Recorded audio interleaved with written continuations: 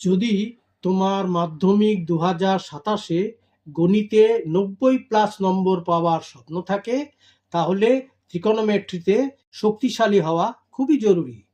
কঠিন অঙ্ক বলে কিছু নেই, আছে শুধু সঠিক পদ্ধতি। আজ আমরা ত্রিকোণমিতি এর সেই সহজ পদ্ধতিটাই শিখব, যা তোমাকে পরীক্ষায় বাড়তি আত্মবিশ্বাস দেবে। তাহলে চলো শুরু করা যাক। দশম শ্রেণী গণিত ত্রিকোণমিতি।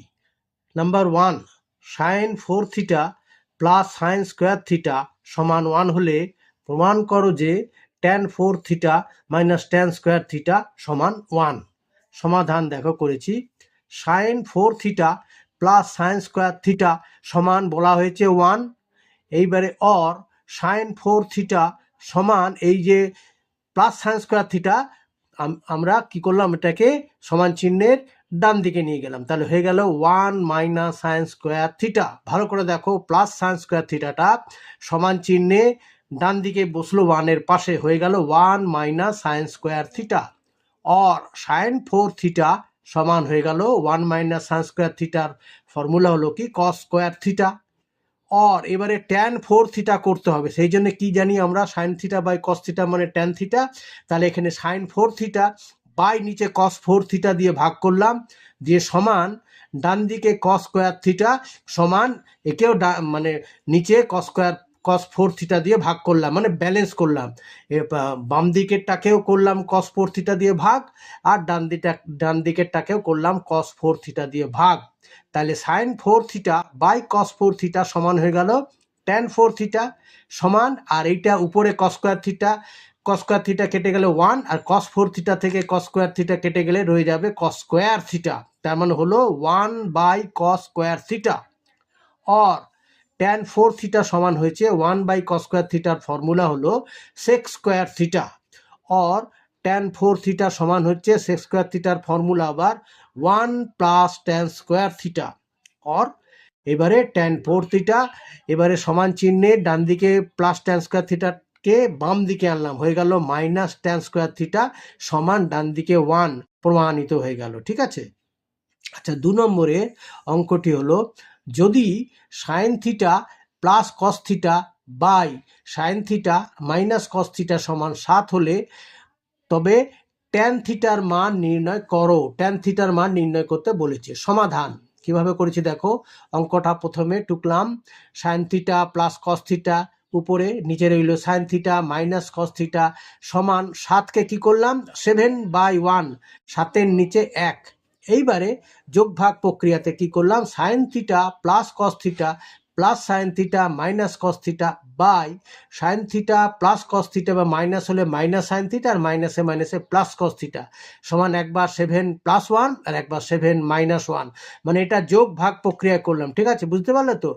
আচ্ছা, এইবারে দেখো প্লাস কস থিটা আর মাইনাস কস থিটা কেটে গেল, আর নিচে সাইন থিটা আর মাইনাস সাইন থিটা কেটে গেল, তাহলে উপরে রইল কি sign theta plus sine theta মানে 2 সাইন থিটা বাই এখানে হলো কস থিটা প্লাস কস থিটা মানে 2 কস থিটা সমান 7 আর 1 যোগ করলে 8, আর নিচে 7 থেকে 1 বিয়োগ করলে 6, মানে 8/6। এবারে 2 কেটে গেল, 2 সাইন থিটা 2 কস থিটার উপরে 2, নিচে 2 কেটে গেল, আর একে 8/6কে 2 দিয়ে কাটছি, 8কে 2 দিয়ে কাটলে 4, 6কে 2 দিয়ে কাটলে 3।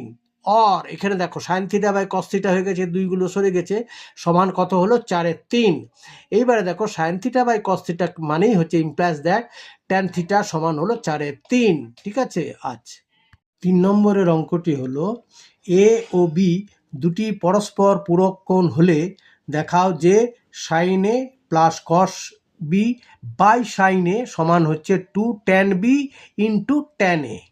সমাধান, এ ও বি দুটি পূরক কোণ, অতএব এ প্লাস বি সমান হচ্ছে 90 ডিগ্রি। और বি এর মান কত, বি সমান হচ্ছে 90 ডিগ্রি, আর এটা ডান দিকে চলে গেল প্লাস, এটা হয়ে গেল মাইনাসে, মানে 90 ডিগ্রি মাইনাসে। তাহলে বি এর মানটা দেখো কি হলো 90 ডিগ্রি মাইনাসে।